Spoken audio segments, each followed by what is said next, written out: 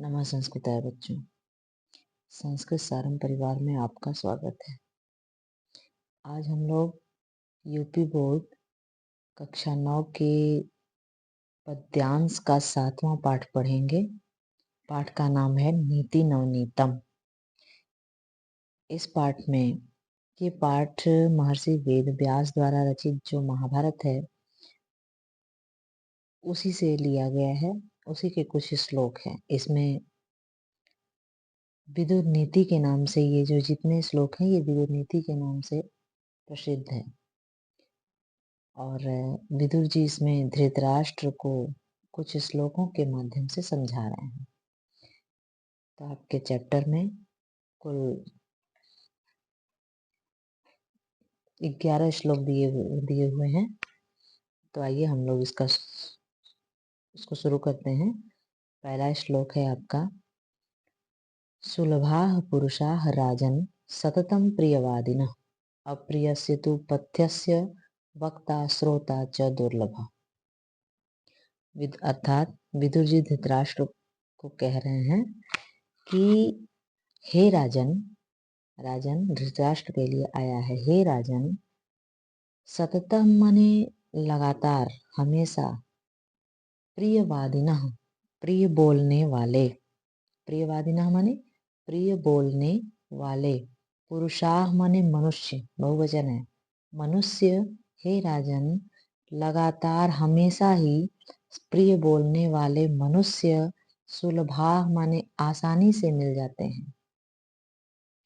मतलब हर जगह मिल जाते हैं, बहुत आसानी से दिखाई देते हैं, बहुत आसानी से आपको मिल जाएंगे जो ऐसे लोग जो प्रिय बोलते हों, ऐसी बात जो आपको अच्छी लगे वो बातें बोलते हों। लेकिन तू माने परंतु, किंतु, पथ्यस्य, पथ्यस्य माने होता है जो आपका हित चाहते हैं, हितकारी लोग, पथ्यस्य लोग, पथ्यस्य हित चाहने वाले लोग, अप्रियस्य च, देखिए एक किरातार्जुनीयम, भारवी जी का किरातार्जुनीयम जो है उसमें भी एक सूक्ति कही गई है, युधिष्ठिर से दुर्योधन के लिए कही गई। युधिष्ठिर को वनेचर कहता है कि हितम मनोहारी च दुर्लभम वचः, सूक्ति है ये। तो हितकर और मन को अच्छी भी लगे, मतलब हितकारी भी हो और आपके लिए लाभदायक भी हो और वो आपको अच्छी भी लगे, ये दोनों बातें एक साथ मिलना असंभव है।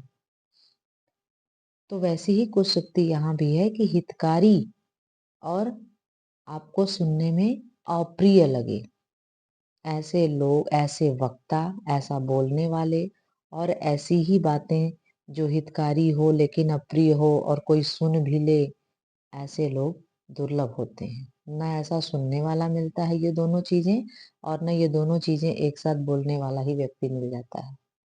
प्रिय बोलने वाले तो हमेशा ही मिल जाते हैं, बड़े आसानी से मिल जाते हैं, लेकिन जो हितकारी बोले, हितकर बोले और अप्रिय हो, बहुत सारे लोग, कहने का मतलब यहाँ है कि अप्रिय लोग नहीं बोलना चाहते हैं, हमेशा जो चाटुकार होता है, चाटुकारिता करना चाहते हैं, ऐसी बात नहीं बोलना चाहते हैं कि अरे मैं ऐसा बोलूंगा तो इनको बुरा लग जाएगा, भले ही वो आपके हित में हो, लेकिन वो बातें जरूर आपसे बोलना चाहेंगे जो आपको सुनने में अच्छी लगे, उनकी बात सुन के आप खुश हो जाएंगे, हो जाइए, भले ही उस बात से उनको हानि हो।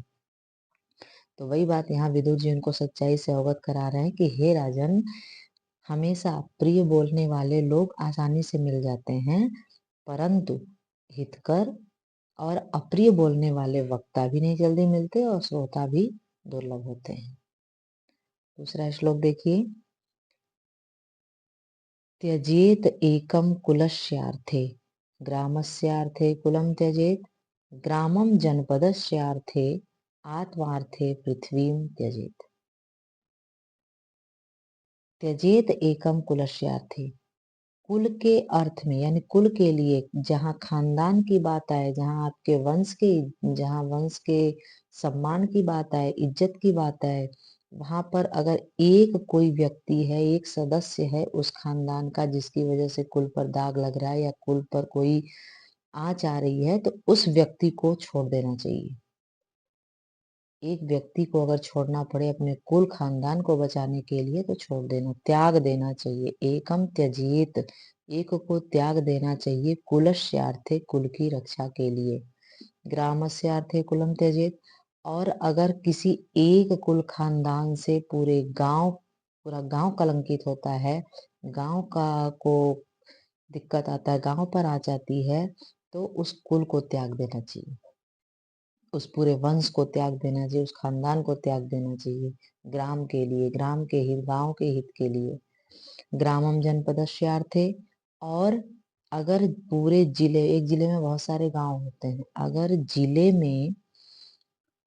जिले पर कोई आंच आ रहा हो किसी एक गांव में, जैसे किसी एक गांव में आतंकवादी हो बहुत सारे, वहां मतलब गोहत्या हो रही है आए दिन, वहां जो है लोग गलत व्यवहार कर रहे हैं, स्त्रियों का अपमान कर रहे हैं, ऐसी कोई भी बात जिससे वो जिला कलंकित हो रहा है, तो उस गांव को छोड़ देना चाहिए। और आत्मार्थे पृथ्वी में त्यजेत, और अपने लिए पृथ्वी को छोड़ देना चाहिए, अपने लिए पृथ्वी को छोड़ देना चाहिए। श्रूयताम धर्म सर्वस्वम श्रुत्वा च अपि वधार्यताम। यहाँ देखिए मैं अलग अलग करके पढ़ रही हूँ, आप यहाँ विचलित नहीं होइएगा। चाप्य वधार्यताम है, लेकिन अलग अलग मुझे हैबिट है, आप देख भी लीजिए। च अप, यहाँ संधियां हो गई हैं, च और अपि मिलके यहाँ दीर्घ संधि है, और अपि और अवधार्यताम यहाँ पे यण संधि हो गई है, ई और अ। ठीक है, तो ये मैं अलग अलग पढ़ रही हूँ। च अपि अवधार्यताम, आत्मना प्रतिकूलानि परेशान न समाचरेत। अर्थात विदुर जी कहते हैं कि हे राजन, श्रूयताम धर्म सर्वस्वम, इस धर्म सार को जो मैं बता रहा हूँ, इस धर्म के सार को आप सुनिए। श्रुत्वा, सुन करके, अच्छा माने और सुन करके, अपि माने भी, अवर्ध्यताम माने धारण भी कीजिए। हे राजन, इस धर्म के सार को, जो मैं धर्म संगत बात जो मैं बता रहा हूँ, उसे आप सुनिए, और श्रुत्वा माने सुनकर, और सुनकर धारण भी कीजिए। क्या है वो धर्म सार? आत्मना प्रतिकूलानि परेशान न सम आचरित, अपने लिए जो प्रतिकूल हो, अनुकूल ना हो, मतलब अपने लिए जो गलत व्यवहार हो, आपको जो बातें गलत लग रही हैं, आपको जो व्यवहार गलत लग रहा है, दूसरों के साथ भी वैसा, सम माने वैसा, प्रतिकूल आचरण नहीं करना चाहिए। आप अपने लिए जो गलत है, आपको जो बातें गलत लग रही हैं, जो व्यवहार आप नहीं चाहते कि आपके साथ कोई ऐसा करे, तो दूसरे के साथ भी आप वैसा व्यवहार मत करिए, नहीं करना चाहिए। ये सूक्ति है, इंपॉर्टेंट सूक्ति है, आपकी परीक्षा में आ सकती है, इसको अंडरलाइन कर लीजिएगा। न विश्वसेद विश्वस्ते, विश्वस्ते न अति विश्वसेत। यहाँ देखिए, यहाँ भी संधि है। न विश्वसेत अविश्वस्ते, यानी किसी अविश्वसनीय पर विश्वास नहीं करना, जो विश्वास करने योग्य नहीं है उस पर विश्वास नहीं करना चाहिए। विश्वस्ते, विश्वस्ते न अति विश्वसेत, और जो विश्वसनीय है उस पर बहुत ज्यादा विश्वास नहीं करना चाहिए। जो अविश्वसनीय है उस पर तो विश्वास ही नहीं करना चाहिए, न विश्वसेत। लेकिन जो विश्वसनीय है उस पर भी बहुत ज्यादा विश्वास नहीं करिए कि हाँ ये इनके भी विश्वास किया जा सकता है, तो आंख बंद करके उनके पर विश्वास, ऐसा नहीं करना चाहिए। विश्वासाद, विश्वासाद भयम उत्पन्न, विश्वास से क्या होता है? भय उत्पन्न होता है, डर उत्पन्न होता है, और वो डर आपको समूल नष्ट कर देता है, पूरी तरह से जड़ सहित नष्ट कर देता है, क्योंकि विश्वास से भय उत्पन्न होता है, और वही भय पूरे समूल नष्ट कर देता है। नेक्स्ट देखिए, अक्रोधेन जयेत क्रोधम असाधु, साधु ना जयेत, अक्रोधेन जयेत क्रोधम, क्रोध को किससे जीता जा सकता है? अक्रोध से, मतलब शांति से।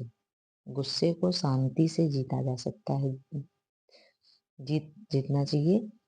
और असाधुम साधुना जयेत, और जो असाधु हैं, जो दुष्ट लोग हैं, उनको सज्जनता से जीतना चाहिए।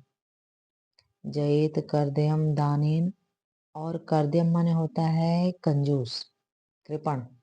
कृपण को दान से जीतना चाहिए। जो कृपण है उनको दान से जीतना चाहिए।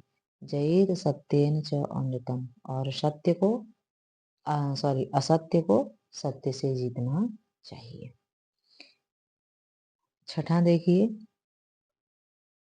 वृत्तम यत्नेन संरक्षेद वित्तम आयात याति च, अछीड़ो वित्ततः छीड़ो वृत्त वृत्त वृत्तत अस्तु हतो हतः। वृत्तम, वृत्त माने होता है चरित्र। देखिए, वृत्त और वित्त दो बातें हैं यहाँ पे। वृत्त माने चरित्र, वित्त माने धन, संपत्ति।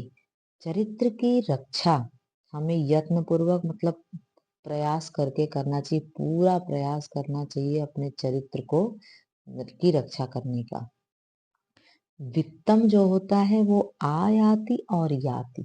वित्त धन जो होता है वो आता है और जाता है, आता जाता रहता है धन। अछीणो वित्ततः, धन के क्षीण हो जाने पर, धन से हीन हो जाने पर, निर्धन हो जाने पर आप क्षीण नहीं होते, कमजोर नहीं होते, आप हीन नहीं होते हैं। धन आज नहीं है तो कल आ सकता है। धन से हीन होने पर आप धनहीन नहीं हैं, आप कमजोर नहीं हैं। लेकिन क्षीणो, आप क्षीण कब हैं? वृत्तत अस्तु हतो हतः। वित्ततः क्षीणो अक्षीणो, धन के हीन होने पर, क्षीण होने पर आप क्षीण नहीं हैं। लेकिन वित्त के क्षीण होने पर हतो हतः, आप पूरी तरह से मरे हुए के समान हैं। चरित्र आपका, वृत्त माने चरित्र आपका अगर एक बार चला गया तो आप जीवित होकर भी किसी काम के हैं नहीं, मतलब एकदम मरे हुए के समान है। चरित्र वापस नहीं आ सकता। धन है, गया है, आ जाएगा, लेकिन आपके चरित्र पर अगर दाग लग गया, कैरेक्टर पर आपके दाग लग गया, तो वो आप चाह कर भी इस जन्म में तो नहीं, अगले जन्म में भी लोग यही कहेंगे, अरे वो ऐसा था। मरने के बाद भी आपको नहीं छोड़ेंगे। ठीक है, तो आप अपने चरित्र की रक्षा पूरा प्रयत्न करके आजीवन चरित्र की रक्षा कीजिए। ठीक है, आपको यहाँ तक हम लोग 6 श्लोक तक पढ़ लिए हैं। वीडियो काफी लंबी हो जाएगी, इसलिए आप लोग पढ़िए। जो भी आपको संधि से या व्याकरणात्मक टिप्पणी या इसमें श्लोक में जो भी आपको समझ में नहीं आया, आप कमेंट कर सकते हैं और फिर मैं बताऊंगी उसको। नमः संस्कृताय।